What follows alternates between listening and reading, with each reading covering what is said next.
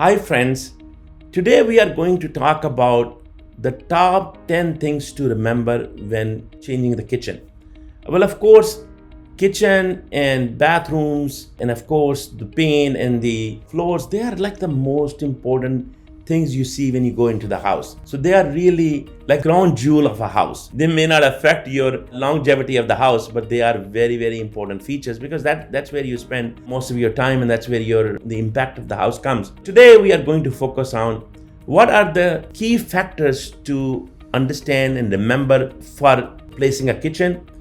A, what are the steps? And B, what are the costs? Because a lot of those things are forgotten when you are planning. So this video will help you plan very well if you are thinking of replacing your old kitchen. So the number one thing you have to do is you have to really understand the total cost of replacing the kitchen, not just the cabinets and the counters, but what are the other things which you may not plan. So I'm going to give you the list of that. And then I'm also going to tell you how to save cost, minimize your spend when replacing the kitchen. So you have 20, 30, 40, 50-year-old kitchen and you like to replace it. Now again, how many years you keep this kitchen and replace, that is really up to you. It also depends on your affordability, your style, your vision. So let's suppose you decide to replace your kitchen. So what must you do and where do you start? The very first thing you should really do is you should think of what are the things they are involved. It's not just the cabinets and the counters because those are very visible, but it's also what type of sink you want and what type of sink you have, what type of appliances you want and what type of appliances you have, what are you going to save versus what are you going to toss,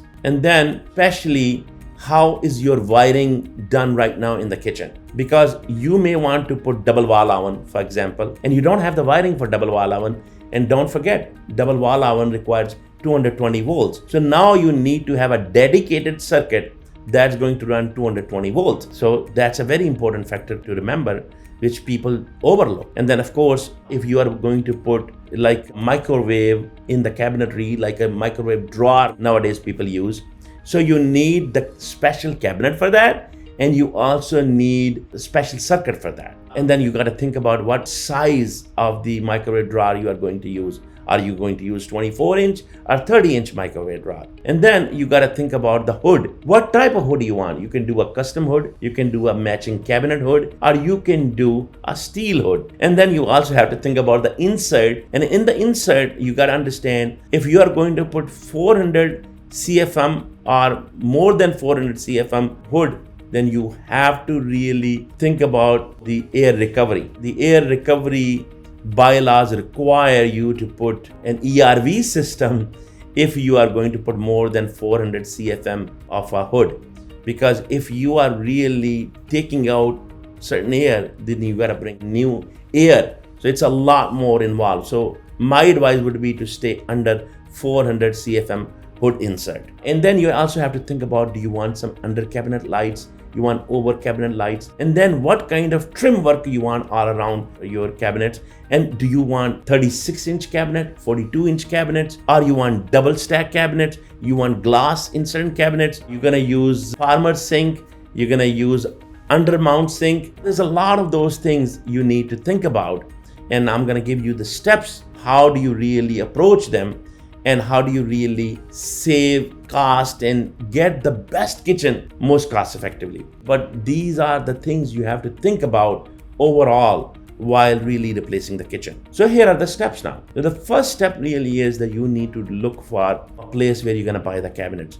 Now, if you can find a whole kitchen modeler who is reasonably cost, because the biggest problem is that if you find a company who does kitchen remodeling, they are usually very, very expensive because they will double your total cost of ownership. For example, the cost to replace the kitchen could be 10, 20,000 to 100 plus thousand. It depends the size of the kitchen and your vision, how luxury that kitchen is going to be, what kind of cabinet line, what kind of granite line, what kind of appliances you're going to use. So you could buy appliances for 10,000 or you can buy appliances for 100,000. It depends on your vision. You can buy cabinets for 5,000 and you can buy cabinets for 100 plus 150,000. It all depends. You can buy quartz. I mean, if you can buy granite. Granite is very cheap, but nowadays people don't like to use granite for many reasons, but they like to use quartz. That's the trend. they want white and gray colors. So what kind of veins, how sharp the colors are, what type of design the quartz has, that range from 55-65 per square foot to $150 per square foot. It all depends, and I'm talking about installed cost. I'm not talking about the slab cost. So there are a lot of factors involved. So here are the steps you have to take. A, you can find a whole kitchen modeler, a company who remodels the kitchen. So if you can find a company and they do soup to nut work, then it's a lot less hassle for you. But if, for example, your kitchen going to cost $50,000, an average kitchen, then basically it could easily cost $75,000 to $100,000 because they have their overheads, they have their insurances, they have their warranty, and then they have their margin. So there's a lot of things that go along if you are going to use a company. That's what you want to do, then please go ahead. Now you could have a company or a person who, local developer, who may not be doing just the kitchens, but they may not have all those type of overheads and all those type of costs involved, and then they may give you a much better price and a much easier approach because they have all the resources, they have all the expertise, and they are doing it for you out of a courtesy because their bread and butter is really not in kitchens. Their bread and butter is really in the overall development, and they may be doing this a favor to you. If you have somebody like that, all power to you. You may only be 5 to 10% above the cost versus 100% double the cost. But if you don't have any such person and you want to do it yourself to save money, then you really have to shop for every single piece of material. You need to shop for the cabinets and need to understand the different cabinet lines. And then again, when you go out to buy the cabinets, depending on, do you buy from the manufacturer, you buy from a dealer, from a distributor. The price difference from manufacturer to dealer to distributor could be easily 50%, easily 50%. So when you're buying the cabinets, you gotta really understand that who you're buying from and what kind of line you are buying. Are you buying from a dealer, from a distributor, or from a manufacturer? And then appliances. So the appliances depend on what type of appliances, who's the manufacturer. Of course, the price of a Samsung fridge is different than Thermador fridge, or the double wall oven you are getting from Samsung or from GE or from any other brand versus Thermador or any other brand. The price difference is huge. And then of course, every company has their margins, their incentives. So now you have to really go to a big enough distributor, because you're not going to find directly from the manufacturer. But if you really find a good distributor who has a large volume,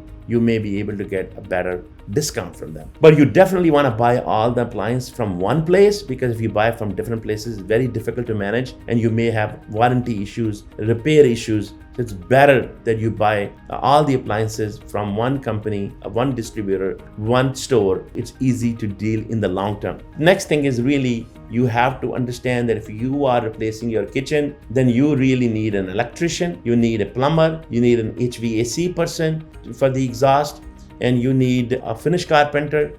You may need a floor company to take care of your floor, because you may be ripping the floor or damaging the floor as well. So the steps are that you find a good cabinet company, you decide on the appliances, then you basically have a plumber, electrician, and HVAC company as the minimum. And then of course you need a finish carpenter for replacing your cabinets. So now, what are the steps? The very first step is that I gave you in the planning, and now the next step is deliver everything into your garage or in your house, and make sure you have planned everything already. If your cabinets are coming on day one, then you have the plumber and the electrician coming in about the same time, prepping everything, disconnecting everything, and then you have the finished carpenter to start building the kitchen. And then you have already all the resources. You have a plumber, you have electrician, you have a HVAC company, you have the counter person, and you have all that design. And honestly, if you plan well, you can definitely do this in less than a week. You can do it maybe in 2-3 days. But if you don't plan well, this could be weeks ordeal. And that's what happened. A lot of time, people do not plan well, and they end up having no kitchen for over a month or maybe months. So if you really want to do your kitchen for the right cost, at the right time, and by the right quality, then you really need to plan well first. So if you plan well and you know what you're doing, you could be saving $50,000 plus in a kitchen job, and plus a lot of agony and a lot of time. So this is the reason I thought I give you an overall synopsis and summary of that when you're changing the kitchen, what you should be thinking in terms of time, cost, effort, quality. So if you plan well, if you know what you're doing, then your job could go extremely well and you could be done in 2 to 3 days, or definitely less than a week, and also you could save a lot of money as well. I hope you enjoyed and learned something out of our kitchen replacement job. Enjoy our video, and if you like, share, subscribe, and discuss and give us your ideas. What do you think? And give us your questions and comments. What other things you would like us to discuss? I will be discussing next. What should you be looking when you are trying to replace your roof and then windows and whatnot? So till then, have happy, healthy life.